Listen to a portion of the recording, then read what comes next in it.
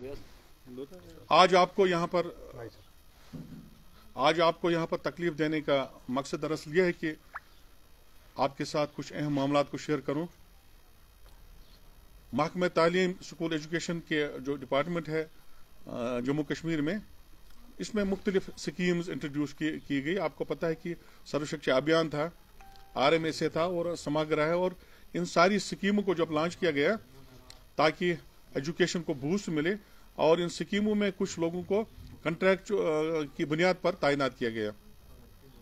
जिस तरह computer operators था, हमारे वोकेशनल टीचर्स थे, और इसी तरह बाकी जुमरे में जो ये आते हैं मुलाजमीन, उनको भी तैनात किया गया। और सबसे बड़ा जो इसका कंपोनेंट था वो ये था कि RMSA में 2018 में कुछ मास्टर्स को अपॉइंट किया गया सब्जेक्ट स्पेसिफिक टीचर्स के नाम पर, और उसमें मैथमेटिक्स था, उसमें सोशल साइंसेज, लैंग्वेजेस और साइंस के जो सब्जेक्ट्स पढ़ाने के लिए, चूंकि उस वक्त डेarth ऑफ स्टाफ थी, और उनको तैनात किया गया।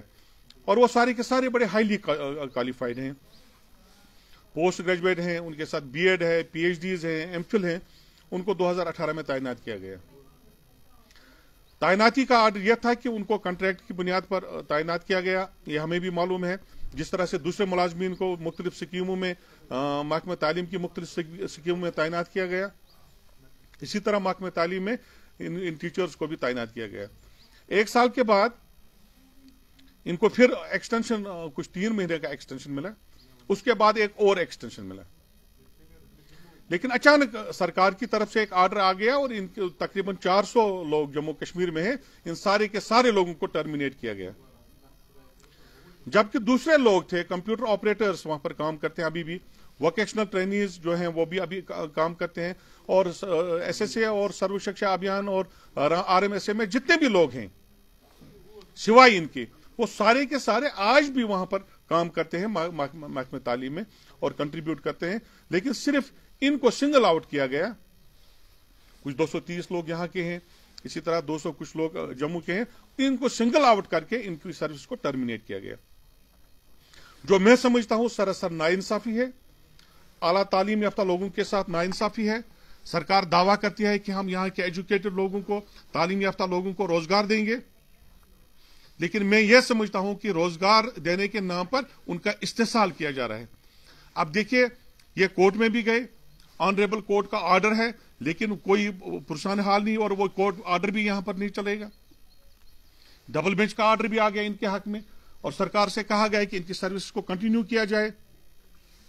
सरकार वो भी मानने के लिए तैयार नहीं है। जब इस तरह का आप माहौल क्रिएट करेंगे तो महकमा तालीम हो या कोई और महकमा हो, जो एजुकेटेड लोग हैं उनकी सर्विसेज को आप कैसे फिर आप उनको सिक्योर करेंगे, और उनकी फ्यूचर को आप कैसे सिक्योर करेंगे। मेरा मानना यह है कि मेरा सरकार से पुरजोर मुतालबा है, ये जो 400 लोग हैं जो हाईली क्वालिफाइड लोग हैं, इनको RMSA में इनकी सर्विसेज को कंटिन्यू किया जाए जिस तरह से दूसरे कॉन्ट्रैक्ट पर लोग हैं। अब हमने यह मुतालबा तो नहीं किया कि इनकी सर्विस को रेगुलराइज किया जाए, हम यह मुतालबा करते हैं जिस तरह से दूसरे लोग जो है कॉन्ट्रैक्ट पर काम करते हैं, आपने उनको कंटिन्यू किया है, इसी तरह इन टीचर्स को भी कंटिन्यू किया जाए, इनकी सर्विस को कंटिन्यू किया जाए। और मैं फिर आपको याद दिलाना चाहूंगा, ये सब्जेक्ट स्पेसिफिक टीचर्स हैं।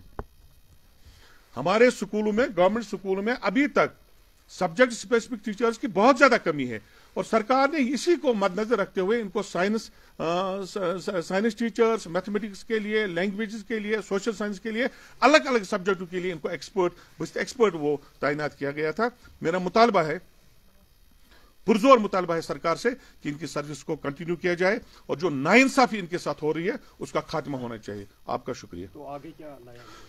देखिए, हाईकोर्ट, ऑनरेबल हाईकोर्ट का ऑर्डर है, सिंगल बेंच का ऑर्डर है, डबल बेंच का भी ऑर्डर है, और रिसेंटली एक और ऑर्डर आया है जो मैं आपके सामने रखना चाहूंगा।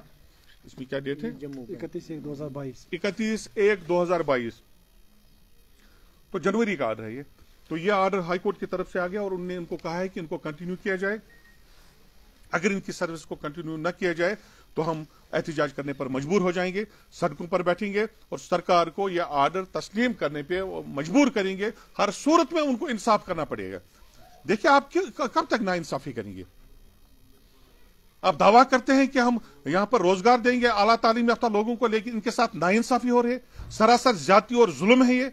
हम सरकार को कहना चाहेंगे कि वो इनके साथ इंसाफ करें, इनकी सर्विस को कंटिन्यू करें। आप सर किसको जिम्मेदार ठहराते हैं? ये जाहिर सी बात है, सरकार को जिम्मेदार ठहराऊंगा, कोई पर्टिकुलर आदमी तो वहां पर नहीं है। ये ऑनरेबल एलजी साहब की जिम्मेदारी है, ऑनरेबल वर्दी चीफ सेक्रेटरी साहब की जिम्मेदारी है और हमारे कमिश्नर सेक्रेटरी साहब की जिम्मेदारी है कि वो इनके जेन्युइन इश्यूज को देखें। जेन्युइन इश्यूज हैं, लेजिटिमेट इश्यूज हैं, इनको एड्रेस करने की जिम्मेदारी जाहिर सी बात है सरकार की होती है।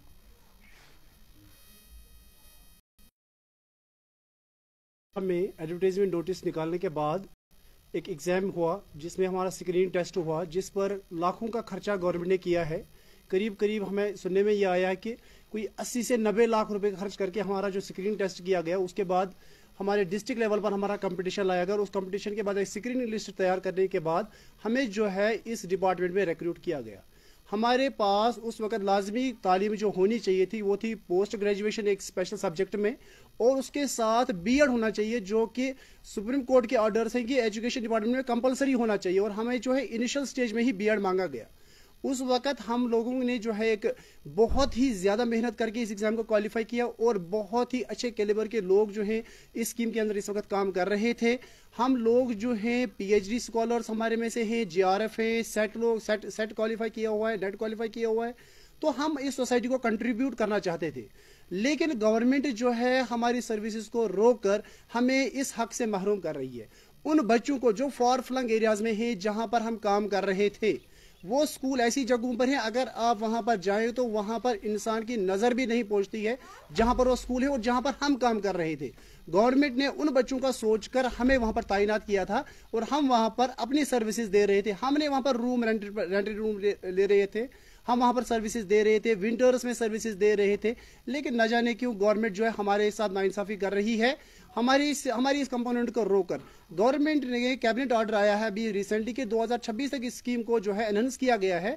तो हम गवर्नमेंट से रिक्वेस्ट करते हैं, अगर गवर्नमेंट ने इस स्कीम को एनहांस किया 2026 तक, तो हमारी ही सर्विसेज को इस कंपोनेंट में क्यों रोका गया है? हमारे साथ इसमें डेटा एंट्री ऑपरेटर्स काम कर रहे हैं, हमारे साथ स्पेशल एजुकेशन टीचर्स काम कर रहे हैं, हमारे साथ जो है कोऑर्डिनेटर्स काम कर रहे हैं, हमारे साथ जो है वोकेशनल ट्रेनर्स काम कर रहे हैं। इस स्कीम का फायदा वो लोग उठा रहे हैं। जब उन बच्चों के बारे में वो सोच रहे हैं, उन फार फ्लंग एरिया वाले बच्चों के बारे में क्यों नहीं गवर्नमेंट सोच रही है, जिन स्कूलों में 2-2 साल से स्टाफ नहीं है, जहां पर हम काम कर रहे थे, जिन स्कूलों में हमने 50 से उठाकर रोल 150 तक लाया है। हमने प्राइवेट स्कूलों के बच्चों को मजबूर किया कि वो प्राइवेट स्कूलों को छोड़कर हमारी उन स्कूलों में एनरोल हो जाएं। आप वहां पर उन स्कूल का रिजल्ट देखिए, 2018 में एनहांस कितना हुआ है। 2018 में हमने उन स्कूल का रिजल्ट 10% से उठाकर सीधा 90% लाया है। हमने उसी तरह से 2019 में उनका रिजल्ट जो है 90% दिया है। लेकिन उसके बाद अगर आप आज उस रिजल्ट का मुआवजा करेंगे, आप देखिए उन स्कूलों में अगर 10 बच्चे थे 10th क्लास में, वो 10 में से बेचारे 10 के 10 रिपेयर हुए हैं। रीजन क्या है? वहां पर उनके पास टीचर्स अवेलेबल नहीं है, वो कैसे पढ़े? गवर्नमेंट कभी कभी दावा कर रही है हमने स्कूल को क्लब किया है, कभी दावा कर रही है हमने स्टाफ भेजा है, लेकिन एक्चुअल ग्राउंड पोजीशन ये है कि वहां पर कोई स्टाफ मेंबर मौजूद नहीं है।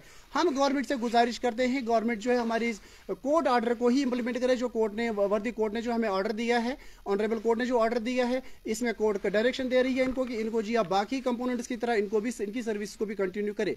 हमारे साथ नाइंसाफी क्यों हो रही है? हम गवर्नमेंट से, एलजी हुकूमत से मुद्दबाना गुजारिश करते हैं कि हमें सड़कों पर आने पर मजबूर ना किया जाए, हमें जो है रोजगार दे। हम गवर्नमेंट से कोई भी जॉब पॉलिसी, कोई इसी तरह का कोई रेगुलराइजेशन नहीं मांग रहे। हम स्कीम के एंड तक काम करना चाहते हैं। जब तक स्कीम है तब तक हमें काम करने की इजाजत दी जाए।